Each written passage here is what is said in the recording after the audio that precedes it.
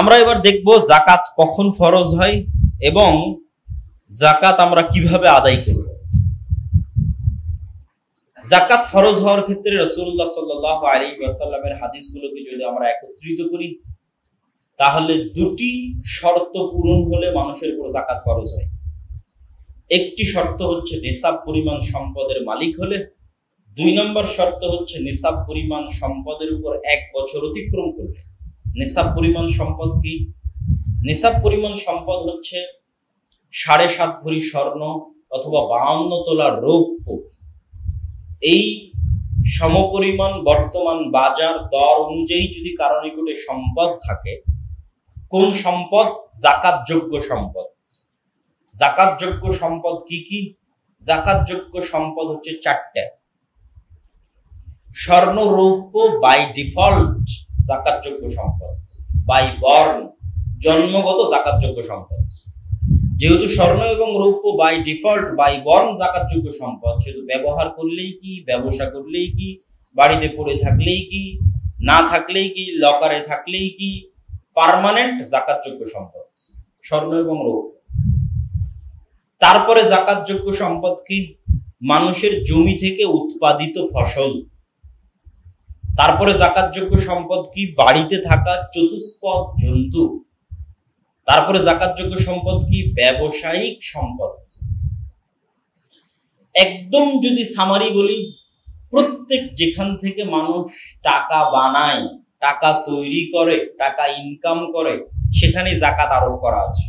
যেখান থেকে মানুষ টাকা বের করে না, সেখানে যাকাত আরোপ করা নাই। জমিতে আবাদ নাই, ফসল নাই, হয়নি, জমি চাষ করে না, যাকাত নাই। ঠিক তেমনি ব্যবসায়িক সম্পদ তথা যেটা থেকে সে ব্যবসায় কাজে লাগিয়ে টাকা বের করতেছে, সেটাতে যাকাত আছে। যেটা বাড়িতে ব্যবহার করার জন্য রেখেছে, সেটা যত দামিই হোক, আইফোন হোক, আইপ্যাড হোক, মোটরসাইকেল হোক, গাড়ি হোক, কোটি কোটি টাকা দামের গাড়ি হোক, কোটি কোটি টাকা দামের, লাখ লাখ টাকা দামের মোটরসাইকেল হোক, ব্যবহার করছে। লাখ লাখ টাকা দামের ঘড়ি হোক, বাড়িতে ব্যবহার করছে। বিশাল বড় বাংলো, ফ্ল্যাট, যা ব্যবহার করছে তার উপর যাকাত নাই। যা ব্যবসায় লাগিয়ে ইনকাম করছে তার উপর যাকাত আছে, আর যা ব্যবহার করছে তার উপর যাকাত নাই। আরো একদম সারমর্ম কথা হচ্ছে, যেখান থেকে টাকা ইনকাম করা হয় সেখানেই যাকাত, আর যেখানে ইনকাম করা হয় না সেখানে যাকাত নাই। তাহলে এই 4টা হচ্ছে যাকাতযোগ্য সম্পদ। এই যাকাতযোগ্য সম্পদগুলোর বিশেষ করে 3টাকে আমাদের হিসাবে নিয়ে আসতে হবে। স্বর্ণ রৌপ্যকে আমাদের হিসাবে নিয়ে আসতে হবে। স্বর্ণ রৌপ্যের বিপরীতে প্রচলিত ক্যাশ মানি, ডলার হোক, রিয়াল হোক, টাকা হোক, সেটাকে হিসাবে নিয়ে আসতে হবে। ব্যবসায়িক সম্পদকে হিসাবে নিয়ে আসতে হবে। এই 3টাকে হিসাবে নিয়ে আসতে হবে। বাকি 2টা ফসল, সেটার হিসাব ভিন্ন। চতুষ্পদ জন্তু, সেটার হিসাব ভিন্ন। চতুষ্পদ জন্তুর হিসাব আলাদা, ফসলের হিসাব আলাদা। তাহলে স্বাভাবিকভাবে 3টে জিনিসের হিসাব আমাদেরকে করতে হবে। আমার কাছে বাড়িতে ব্যবহার্য আমার স্ত্রী কন্যা, তাদের স্বর্ণ রৌপ্য কতটুকু আছে, আমার কাছে ক্যাশ মানি, টাকা, যে কোনো দেশের কারেন্সি হোক না কেন, ডিপোজিট হোক, বিকাশে হোক, নগদে হোক, সঞ্চয়পত্র হোক, যে টাকার মালিক আমি ক্লেম করতে পারি যে আমি এটার মালিক, এরকম যে কোনো মালিকানাধীন সম্পদ এখন আমার কাছে আছে, অথবা ব্যাংকে আছে, অথবা মোবাইলে আছে, যেখানেই থাক আমার মালিকানায়, সেটা হিসাবে নিয়ে আসতে হবে। ব্যবসায়িক সম্পদকে হিসাবে নিয়ে আসতে হবে। হিসাবে নিয়ে আসার পর দেখতে হবে আমি নিসাব পরিমাণ সম্পদের মালিক হচ্ছে কিনা। নিসাব পরিমাণ সম্পদের মালিক 2টা হিসাব, একটা রৌপ্য, রৌপ্যের হিসাব অনুযায়ী বর্তমান বাজার দর অনুযায়ী 80,000 থেকে 1 লাখ টাকা, আর স্বর্ণের হিসাব অনুযায়ী মোটামুটি 10 লাখ টাকা, আমরা 8 লাখ থেকে 10 লাখ টাকা ধরতে পারি। যদিও বেশিরভাগ ফুকাহায়ে কেরামের মতামত হচ্ছে যে মানুষ গরিব মিসকিনদের দিকে তাকিয়ে রৌপ্যের হিসাব অনুযায়ী যাকাত বের করুক। তবে একদল আলেম ওলামা এটাও বলেছেন যে এটা তার ঐচ্ছিক বিষয়, সে চাইলে রৌপ্যের উপর যাকাত ধরতে পারে, চাইলে স্বর্ণের উপর ধরতে পারে। তো আমরা ধরেন আজকের হিসাব বোঝার জন্য স্বর্ণের উপর ধরলাম যে আমি আজকের দিনে 10 লাখ টাকার মালিক হলাম। তাহলে যেই দিন 10 লাখ টাকার মালিক হলাম, এই সবগুলো হিসাব করে স্বর্ণের বর্তমান বাজার দাম, ক্যাশ মানি, ব্যবসায়িক সম্পদ, ব্যবসায়িক সম্পদের মধ্যে কোনগুলো হিসাব হবে? ব্যবসায়িক সম্পদের যেগুলো ফিক্সড অ্যাসেট সেগুলোর কখনোই হিসাব হবে না। ব্যবসায়িক সম্পদের যেগুলো কাঁচা মাল বা যেটা বিক্রিযোগ্য পণ্য, যেটা থেকে আসলে টাকা ইনকাম করা হয়, শুধু সেটার হিসাব হবে। ফিক্সড অ্যাসেট বলতে একটা ব্যবসা চালানোর জন্য সেখানে chair, table, AC, fridge, building ভাড়া, অফিস, গাড়ি সবকিছু আছে, এগুলো ফিক্সড অ্যাসেট। কম্পিউটার, এগুলোর উপরও কোনো জাকাত নেই। এগুলো ব্যবহার করে যে মালের বিজনেসটা করা হচ্ছে, ধরেন কাপড়ের ব্যবসা করা হচ্ছে, সুতার ব্যবসা করা হচ্ছে, কাগজের ব্যবসা করা হচ্ছে, তো ওই কাগজ কাঁচামাল হিসেবে কতটুকু আছে, বিক্রিযোগ্য হিসেবে কতটুকু আছে, ওই কাপড় কাঁচামাল হিসেবে সুতায় কতটুকু আছে, বিক্রিযোগ্য হিসেবে কতটুকু আছে, ওটার আজকের বাজার দর হিসাব হবে, ফিক্সড অ্যাসেট হিসাব হবে না। এগুলো সবগুলো হিসাব করে যখন দেখলেন যে আপনি আজকে 10 লাখ টাকার মালিক হয়েছেন, সেটা যেই দিন যেই তারিখেই হন না কেন সেটা লিখে রাখতে হবে। রমজান মাসে জাকাত ফরজ হয় এরকম কোনো বিধান নাই। এক এক মানুষের উপর এক এক দিনে জাকাত ফরজ হয়ে আছে, যে যেই দিন মালিক হয়েছে। তো আজকে যদি আমি 10 লাখ টাকার মালিক হই, তাহলে নিসাব পরিমাণ সম্পদের মালিক হলাম। যেই মালিক হলে জাকাত দিতে হয়। এখন নিসাব পরিমাণ সম্পদের মালিক হলে কি জাকাত দিতে হবে? না। ধনী প্রমাণ হওয়ার জন্য, জাকাত আদায় করতে পারবে এরকম সক্ষম প্রমাণ হওয়ার জন্য এবার 1 বছর অপেক্ষা করতে হবে। আসলে তার টাকার স্টেবিলিটি আছে না নাই। এমনি একদিনে 10 লাখ টাকার মালিক হলো, পরের দিন ফকির হয়ে গেল। স্টেবিলিটি যাচাই করার জন্য এবার 1 বছর ওয়েট করবে। ঠিক 1 বছর পর ওই তারিখে সে আবার দেখবে সে কত টাকার মালিক। সেম তারিখে, ওই সেম তারিখে যদি দেখে যে সে এখনো নিসাব পরিমাণ সম্পদের মালিক আছে, তাহলে এবার আজকে ওই মুহূর্তে তার উপর জাকাত ফরজ হয়ে গেছে। ওই মুহূর্তে থেকে আর যত সেকেন্ড সে দেরি করবে, যে কোনো মুহূর্তে মৃত্যু হয়ে যেতে পারে। সে জাকাতের মতো একটা ফরজ বিধান অনাদায়ের গুনাহ নিয়ে আল্লাহ সুবহানাহু ওয়া তাআলার দরবারে উপস্থিত হবে। রমাজান পর্যন্ত অপেক্ষা করার কোনো সুযোগ নাই। রমাজানে বেশিরভাগ মানুষ জাকাত বের করে, এই জন্য আমরা রমজানে জাকাতের আলোচনা করি, কিন্তু এটা বিধান নয়। বিধান হচ্ছে সূক্ষ্ম থেকে সূক্ষ্মভাবে জাকাতের বিষয়টিকে হিসাব করতে হবে। এবার যখন আপনি 2টা শর্তই পূরণ করলেন, তখন এবার আপনি সেই সম্পদের জাকাত আদায় করবেন শতকরা 2.5% হিসেবে, তথা 100 টাকায় 2.5 টাকা, 1000 টাকায় 250 টাকা, 1 লাখ টাকায় 2500 টাকা, এইভাবে শতকরা 2.5% হিসাব করে টাকার ভিত্তিতে জাকাত আদায় করবেন।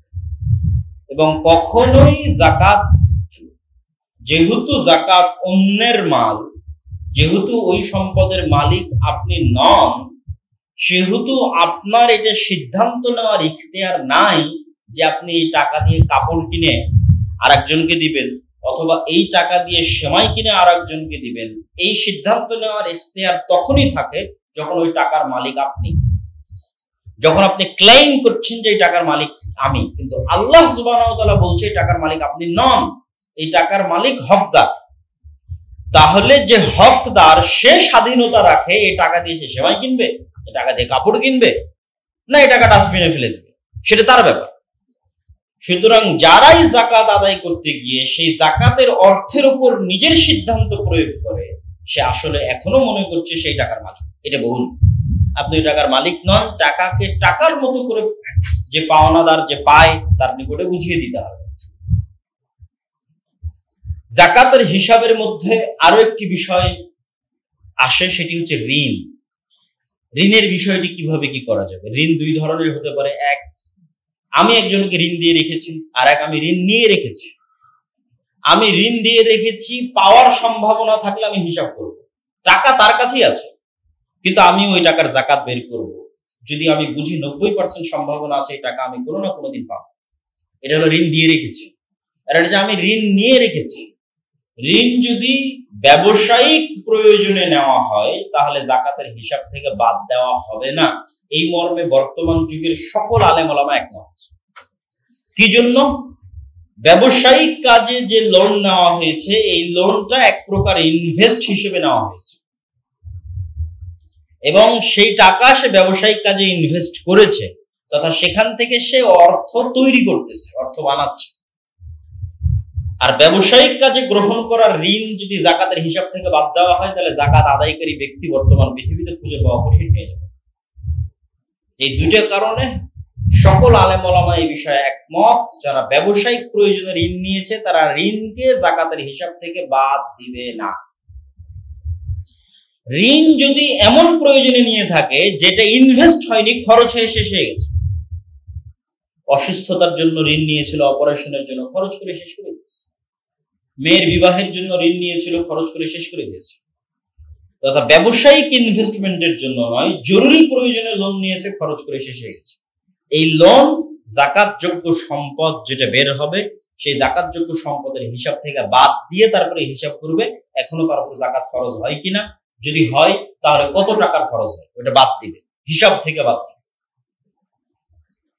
এবার আমরা চলে যাই, জাকাত আমরা দিব কাদেরকে। আল্লাহ সুবহানাহু ওয়া তাআলা জাকাতের খাতগুলো নির্ধারণ করে দিয়েছেন। 8টা খাত জাকাতের জন্য নির্ধারিত। ইন্নামাস সাদাকাতু লিল ফুকারা, জাকাতের 1 নম্বর হকদার হচ্ছে ফকিররা।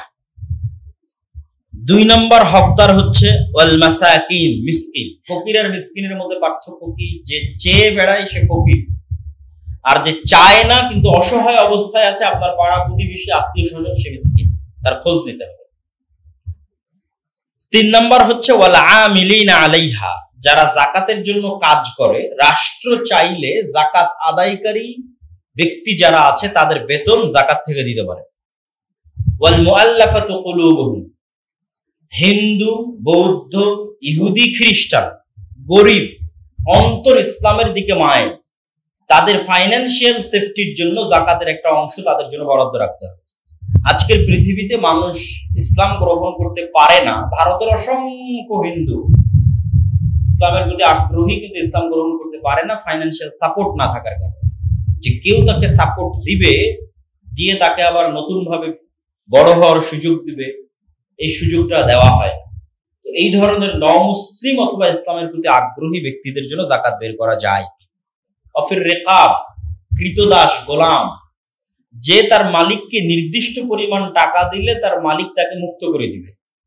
এই কৃতদাস গোলাম যদি জাকাত আদায়কারী ব্যক্তিদের কাছে গিয়ে বলে, অথবা জাকাত আদায়কারী ব্যক্তি জানে যে অমুক গোলাম, অমুক কৃতদাস, তার মালিককে এত টাকা দিলে সে মুক্ত হয়ে যাবে, তাহলে ওই ব্যক্তির মুক্তির জন্য জাকাতের সম্পদ সেখানে দেওয়া যাবে। ওয়াল গারিমুন, যারা ঋণগ্রস্ত, ঋণে জর্জরিত। একটা মানুষ ঋণগ্রস্ত, ঋণ পরিশোধ করতে পারছে না, এই ঋণগ্রস্ত, ঋণে জর্জরিত মানুষ সে যে পারপাসে ঋণ করবে, তার ঋণ পরিশোধের জন্য জাকাতের অর্থ প্রদান করা যাবে। ফি সাবিলিল্লাহ, আল্লাহর রাস্তায়। ফি সাবিলিল্লাহ, আল্লাহর রাস্তার 1 নম্বর জিহাদ। জিহাদ ফি সাবিলিল্লাহ, কিতাল ফি সাবিলিল্লাহ, 1 নম্বর হচ্ছে জিহাদ। মুজাহিদ যারা সশস্ত্র সংগ্রাম করছে, জিহাদ করছে, তাদের সশস্ত্র সংগ্রামের অস্ত্রপাতি, ট্রেনিং, এগুলো ক্রয়ের জন্য জাকাতের অর্থ ব্যয় করা যাবে। 2, ইলাউ কালিমাতিল্লাহ, আল্লাহর দ্বীনকে উঁচু করার জন্য যে কোনো কাজ, আল্লাহর দ্বীনের প্রচারের জন্য যে কোনো কাজ করা হচ্ছে, মাদ্রাসা হোক, দাওয়াতি কার্যক্রম হোক, যে কোনো কাজ, যে কাজে আল্লাহ সুবহানাহু ওয়া তাআলার দ্বীনের খেদমত করা হচ্ছে, সেগুলো 2 নম্বরে ফি সাবিলিল্লাহর অন্তর্ভুক্ত হবে। এবং ভারত, পাকিস্তান, বাংলাদেশ, এই উপমহাদেশে ফি সাবিলিল্লাহর একটা বড় খাত হচ্ছে এই সমস্ত বেসরকারি কওমি দ্বীনি শিক্ষা প্রতিষ্ঠান, যেখানে ইয়েতিম মিসকিন লালিত পালিত হয় এবং সরকারি কোনো বেতন নেওয়া হয় না। এই সম্পদের উপর ভিত্তি করে প্রতিষ্ঠানগুলো আলেম তৈরি করে এবং দ্বীনের খেদমত করে যায়। শেষ নাম্বার, ইবনুস সাবিল, পথের পথিক। পথের পথিকের গুরুত্ব পবিত্র কোরআনে বিভিন্ন জায়গায় দেওয়া আছে। আল্লাহ সুবহানাহু ওয়া তাআলা যেখানেই মানুষকে অর্থ খরচের কথা বলেছেন, সেখানে একটা বড় অংশ উল্লেখ করতে আল্লাহ ভুলেননি মুসাফির, পথিক। এবং আমি এই জিনিসটা আমার বাইরের বিভিন্ন দেশ সফরে, ভারত, পাকিস্তান সফরে শিখেছি যে বিভিন্ন শহরে মানুষের, মুসলমানদের জাকাতের অর্থ দিয়ে মুসাফির খানা পরিচালিত, নাম হচ্ছে মুসাফির খানা। তথা আবাসিক হোটেলের মতো সার্ভিস, কিন্তু একদম বিনামূল্যে। মুসাফির আসছে উঠছে, হ্যাঁ নির্ধারিত দিন আছে যে মাসকে মাসকে বছরকে বছর সে থাকবে এরকম না, 3 দিন 7 দিন 10 দিন নির্ধারিত দিন আছে, এন্ট্রির সময় সে বুকিং দিবে। কিন্তু এই যে ঢাকা শহরে হাজার হাজার মানুষ আসতেছে, হাজার হাজার মানুষ যাচ্ছে, বিভিন্ন শহরে যায়, এই সমস্ত পথিকদের বিনামূল্যে কোথাও থাকার ব্যবস্থা করা হয়। কেউ যদি করে মুসাফির খানার উদ্যোগ নেয়, তাহলে সেই মুসাফির খানায় জাকাতের অর্থ দেওয়া যাবে। এই হলো জাকাতের মোট 8টি খাত। 8টি খাতের এক খাতেও যদি কেউ সব জাকাতের টাকা দিয়ে দেয় কোনো সমস্যা নেই, 8 খাতেই দিতে হবে এরকম কোনো বিধান নাই। 8 খাতের যে কয়টা খাতে সম্ভব হয় দিবে, পারলে এক খাতেই দিয়ে দিবে। সম্মানিত উপস্থিতি, আমরা জাকাতের উপর এই বিস্তর আলোচনা এবং জাকাত কিভাবে আমরা বের করব, জাকাতের হিসাব, সবকিছু আমরা শুনলাম। আমাদের রমজানের এই পবিত্র দিনগুলোতে আমি মনে করি আমাদের গুরুত্বপূর্ণ একটি দায়িত্ব হচ্ছে আমার নিজ নিজ বাড়িতে গিয়ে নিজ নিজ সম্পদের হিসাব খাতায় উঠিয়ে এই হিসাবের আলোকে সেটি ফেলে জাকাত বের করে দেওয়া। যদি কেউ নেওয়ার না থাকে তো ডাস্টবিনে ফেলে দিয়ে আসা। তবুও ওইটা বাড়িতে থাকা বেশি ভয়ঙ্কর, ওই সম্পদ নিজের কাছে থাকা বেশি ভয়ঙ্কর। যত দ্রুত সম্ভব এই অপবিত্র বিষয়কে, এই হাতের ময়লাকে, এই অশুদ্ধ বিষয়কে, মানুষের হককে দ্রুত নিজের সম্পদ থেকে বের করে দিয়ে নিজের সম্পদকে পবিত্র করতে হবে, বালা মুসিবত থেকে মুক্ত করতে হবে। যে সম্পদের জাকাত আদায় হয়ে গেল সেই সম্পদ আসমানি জমিনি বালা মুসিবত থেকে হেফাজতে থাকলো। তারপরেও যদি বিপদ আপদ আসে সেটা পরীক্ষা, কিন্তু প্রাথমিকভাবে সেই সম্পদ গজবের দৃষ্টিকোণ থেকে বালা মুসিবত থেকে মুক্ত। পরীক্ষার দৃষ্টিকোণ থেকে বালা মুসিবত আসতে পারে, কিন্তু সেটাতে মানুষ উঠে যায়, পরীক্ষায় মানুষ পাশ করে যায়, কিন্তু গজব আসলে ধ্বংস হয়ে যায়। গজব আসলে আর সে টিকে থাকার কোনো রাস্তা তার থাকে না, একদম রাস্তার ফকির হয়ে যাবে। তো যখন জাকাত আদায় করা হয় তখন সম্পদ গজবের দিক থেকে বালা মুসিবত থেকে মুক্ত। পরীক্ষার দৃষ্টিকোণ থেকে আসতে পারে, পরীক্ষার দৃষ্টিকোণ থেকে আসলে কোনো সমস্যা, সাময়িক কষ্ট আবার ঠিক হয়ে যাবে। আল্লাহ 2 দিন পর তার চেয়ে বেশি করে দিবে, 5 বছর পর তার চেয়ে আরো বাড়িয়ে দিবে। কিন্তু যখনই গজবের দৃষ্টিকোণ থেকে আসবে তখন সেটা ধ্বংস হয়ে যাবে এবং সেখান থেকে আর উত্থানের কোনো রাস্তা থাকবে না। অথবা আমরা সবাই জাকাত আদায়ে সচেতন হই, জাকাত বের করায় সচেতন হই। আল্লাহ সুবহানাহু ওয়া তাআলা আমাদের সেই তৌফিক দান করুক। আল্লাহুম্মা আমিন।